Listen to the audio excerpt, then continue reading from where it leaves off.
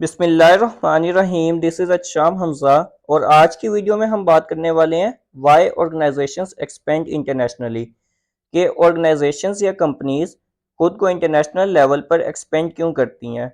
Means कि यहाँ पे हम बात कर रहे हैं मल्टीनेशनल कॉरपोरेशंस की या कंपनीज की। तो आइए देखते हैं इसका कॉन्सेप्ट इजी वर्डिंग में। सबसे पहले हम ये देख लेते हैं कि इसकी क्या क्या रीजंस हो सकती हैं। नंबर वन पर हमारे पास है expand market opportunities. Number two achieve economics of scale, keeping up with industry leaders and acquiring ownership.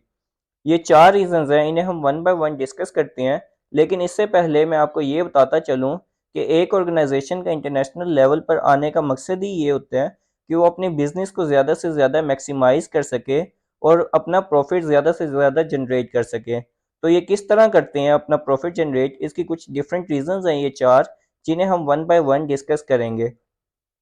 सबसे पहले हमारे पास आ जाता है एक्सपेंड मार्केट अपॉर्चुनिटीज़। अब वो प्रॉफिट जनरेट किस तरह कर सकता है? ज़ाहिरी बात है वो अपनी जो प्रोडक्शन है उसे ज़्यादा से ज़्यादा सेल करेगा या अपनी सर्विसेज को ज़्यादा से ज़्यादा सेल करेगा। तो वो उस वक्त सेल करेगा जब उसकी मार्केट ज़्यादा से ज़्यादा इंक्रीज़ होगी और उसके जो न्यू कस्टमर्स हैं वो डेवलप होंगे। तो ये कब होंगे? जब एक ऑर्गेनाइजेशन एक से ज़्यादा कंट्रीज़ में काम करेगी तो वहाँ की दूसरी कंट्रीज़ के भी उसे मार्केट मिलेगी और न्यू कस्टमर मिलेंगे। तो इसलिए भी इंटरनेशनल लेवल पर एक्सपेंड किया जाता है ऑर्गेनाइजेशंस को। यहाँ पे एक एग्जांपल दी गई है क्लॉथिंग ब्रांड की। अब हमारे पास एक क्लॉथिंग ब्रांड है जो पहले सिर्फ पाकिस्तान में काम कर रहा था, लेकिन अब वो एक्सपेंड करके इंडिया में भी काम कर रहा है। तो वहाँ की इंडिया की मार्केट में भी वो अपनी क्लॉथ्स को सेल करेगा और वहाँ से प्रॉफिट जनरेट करेगा। नेक्स्ट हमारे पास आ जाता है achieve economic of scale. Achieve economic of scale में क्या होता है कि उसको ज़्यादा से ज़्यादा अपॉर्चुनिटी मिल जाती है। कैसे मिलती है? कि वहाँ पे इंडिया की मार्केट भी अब उसके पास है, वहाँ पे भी वो अपनी प्रोडक्शन कर सकती है और सेल कर सकती है।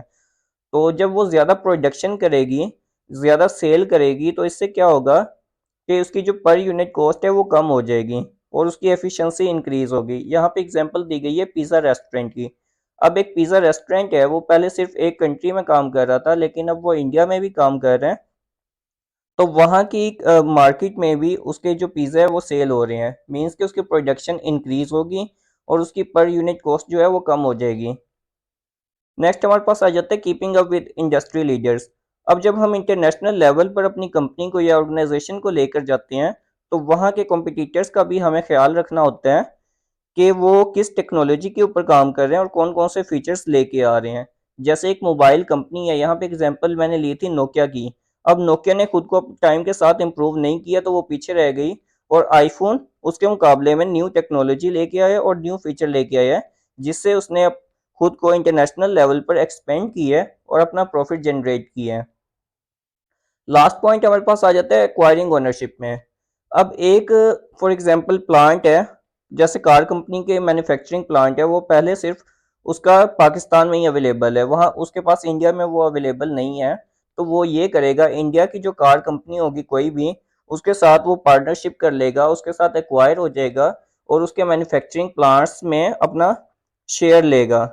इससे क्या होगा कि वहाँ पे भी वो मैन्युफैक्चरिंग कर सकता है और अपनी सेल्स की प्रोडक्शन कर सकता है और वहाँ से प्रॉफिट जनरेट कर सकते हैं। तो ये कुछ रीजंस थी जिसकी वजह से एक ऑर्गेनाइजेशन या कंपनी खुद को इंटरनेशनल लेवल लेवल पर एक्सपेंड करती है। होप आपको इसका कॉन्सेप्ट समझ आया होगा। अगर कोई भी कंफ्यूजन है तो आप मुझे कमेंट में बता सकते हैं। Thank you so much and जज़ाकल्लाह।